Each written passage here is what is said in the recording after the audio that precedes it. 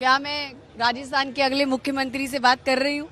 भविष्य में क्या होगा मैं नहीं जानता हूँ, लेकिन चुनाव आने वाले हैं। कांग्रेस अध्यक्ष के कुछ निर्णय लीडरशिप को लेने हैं। भविष्य में क्या होगा मैं नहीं जानता हूँ, लेकिन हम सबकी एक कलेक्टिव मंशा ये है कि हम मजबूत होकर निकलें, चुनाव जीतें अलग अलग राज्यों के अंदर। और राजस्थान में 30 साल से हम कभी सरकार दोबारा बना नहीं पा रहे हैं। उस परिपाटी को तोड़ना है, सरकार दोबारा राजस्थान बनानी है। उसके लिए जो करना हम लोग करेंगे।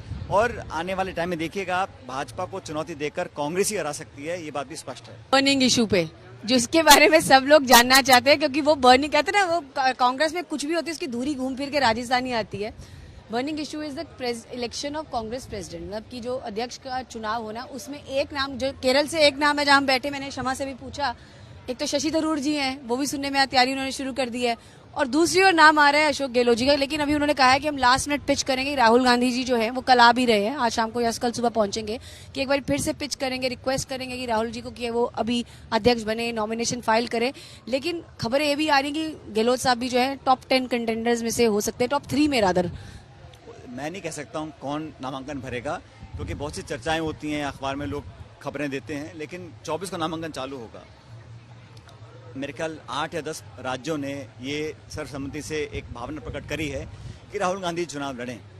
ये निर्णय उनका रहेगा अंत में कि वो चुनाव लड़ते हैं कि नहीं लड़ते हैं। बहरहाल 24 से 30 के बीच में जो भी कांग्रेस का नेता या कार्यकर्ता चाहता है कि वो चुनाव लड़े, वो नामांकन भरेगा। अंतिम निर्णय वो 9000 मतदाता करेंगे जो नामांकन भरता है, और जो कांग्रेस के इलेक्टेड 9000 पीसीसी डेलीगेट्स हैं वो किस पे अपनी मोहर लगाते हैं। जो भी हो, लेकिन एक लोकतांत्रिक प्रक्रिया से निकलकर जो नेता बनता है या उसका चुनाव होता है, उसके अंदर एक मॉरल अथॉरिटी आती है। और सोनिया गांधी जी, राहुल गांधी जी हमेशा चुनाव जीतकर ही अध्यक्ष बने हैं, तो चुनाव दोबारा हो रहे हैं। ये निर्णय राहुल जी का होगा कि वो लड़े ना लड़े, लेकिन कांग्रेस जन ये अपनी मंशा जाहिर कर चुके हैं कि उनको अध्यक्ष बनना चाहिए, लेकिन उन्होंने एक स्टैंड लिया हुआ है। अंत में उनका निर्णय क्या होगा मैं नहीं कह सकता हूँ, लेकिन जो भी चुनाव होगा वो कांग्रेस को मजबूत करेगा। और देश में एक उदाहरण पैदा कर रहे हैं। भारतीय जनता पार्टी में ऐसा कोई चुनाव होता है, उनका कौन नामांकन भरता है, कौन वोट डालता है, किसी को पता ही नहीं है। कांग्रेस में हम ये प्रोसेस कर रहे हैं, आज से नहीं दशकों से कर रहे हैं। तो ये एक अच्छा उदाहरण देश के सामने हम प्रस्तुत कर रहे हैं। अच्छा, तो राहुल गांधी को एक बार फिर से आप लोग कहेंगे, रिक्वेस्ट करेंगे? आपने बात करी तो कहा कर चुके हैं। राजस्थान प्रदेश कमेटी कांग्रेस कर चुकी है, झारखंड, बिहार, अनेक राज्यों ने इस प्रकार की बातें रखी हैं, लेकिन अल्टीमेट निर्णय जो है वो राहुल जी का खुद का होगा कि वो क्या करेंगे। और अशोक गहलोत जी के साथ मुझे पता है कि आपका बीच में स्मूथ, कभी हॉट कभी कोल्ड वाला चीज सिचुएशन रहती है, बट अगर अशोक गहलोत कांग्रेस प्रेसिडेंट बनते हैं तो कैसे कैंडिडेट हैं, क्या लीडरशिप क्वालिटीज हैं, आप बता के आपने कहा बात बोल रही हैं। मेरा सभी नेताओं से और अशोक गहलोत जी से भी बड़ा एक पुराना संबंध है, आत्मीय संबंध है। वो बड़े अनुभवी और एक बुजुर्ग नेता हैं, उनको मैं बहुत सालों से जानता हूँ, मिलकर हमने काम भी किया है। तो ये आप अपना आंकलन मत लगाइए कि आप कभी नहीं बोलते। उन्होंने जो आपके लिए बोला मैं उसके लिए बोल रही थी। उन्होंने कुछ बातें कही जो हम भी है, कोई बड़ा है, घर का बुजुर्ग है, वो कुछ बोल भी देता है तो उसका अदरवाइज नहीं रहना चाहिए उसको। और मैं समझता हूँ कि हमें मिलकर काम करना पड़ेगा सब लोगों को, क्योंकि आज देश को जरूरत है एकजुटता की कांग्रेस के अंदर। और हम सोनिया जी, राहुल जी के नेतृत्व में पहले से भी काम कर रहे हैं।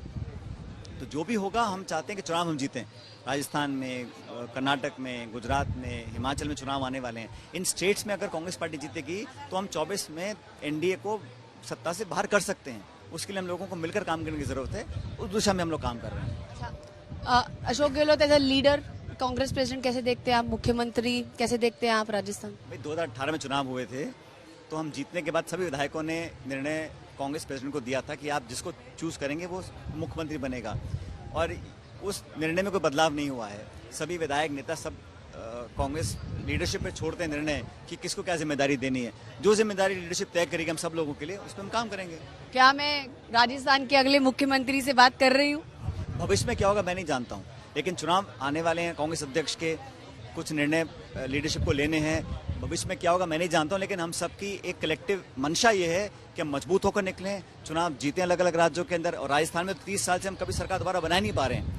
उस परिपाटी को तोड़ना है, सरकार दोबारा राजस्थान बनानी है। उसके लिए जो करना हम लोग करेंगे। और आने वाले टाइम में देखिएगा आप, भाजपा को चुनौती देकर कांग्रेस ही हरा सकती है, ये बात भी स्पष्ट है। तो मैं व्यूअर्स को एक बात बताना चाहूंगी, मैंने जब से कवर करना शुरू किया तब सचिन पायलट जी कॉर्पोरेट अफेयर्स मिनिस्टर होते थे, और तब भी मैं इनके घर के बाहर ऐसे माइक लेके खड़ी रहती थी और वो हंसी बोलते तुम सुबह 9 बजे फिर आ गए तो but he was very kind, interview देते थे। और कॉर्पोरेट अफेयर्स मिनिस्टर से जब सबसे पहले जब इनको यूपीए के टाइम पे किसी अगर एक युवा नेता को राहुल गांधी ने, बहुत सारे नेता थे, उनको बोला कि आप वापस जाइए और जाके अपने स्टेट में काम करिए, तो सबसे पहले जो इंसान थे जिन्होंने किंतु परंतु ये बट कुछ नहीं किया, तुरंत रिजाइन किया एज अ मिनिस्टर एंड चले गए थे जयपुर। और उसके बाद फिर वापस दिल्ली का रुख नहीं किया, आते जाते रहते हैं।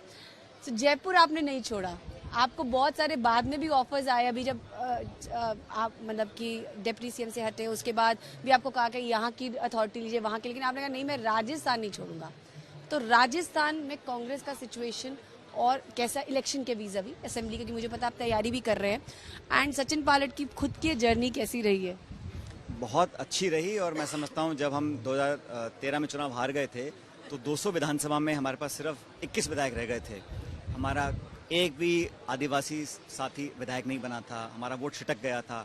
उस संघर्ष के समय में जब हम सिर्फ 20-21 एमएलए रह गए थे तो हमको जिम्मेदारी दी गई थी, मिलकर हम लोगों ने 5 साल काम किया और आज हम बहुमत में हैं और बहुत संघर्ष करा, सब लोगों ने मिलकर किया। और मुझे अध्यक्ष रहने का 6.5 साल में अध्यक्ष रहा, तो एक एक गांव, ढाणी, कस्बा, ब्लॉक, लोग कार्यकर्ताओं से मिलने का, समय बिताने का, वो जो संबंध बनाने का मुझे मौका मिला, वो मैं समझता हूँ सबसे बड़ी पूंजी एक नेता की वही होती है और उस पर मुझे बड़ा फक्र और गर्व है। अब चैलेंज ये है कि हम उसको रिपीट कैसे करें, इसलिए राजस्थान के लोग और कार्यकर्ता चाहते हैं सरकार दोबारा कांग्रेस की बने, उसके लिए जो भी करना पड़ेगा हम लोग करेंगे।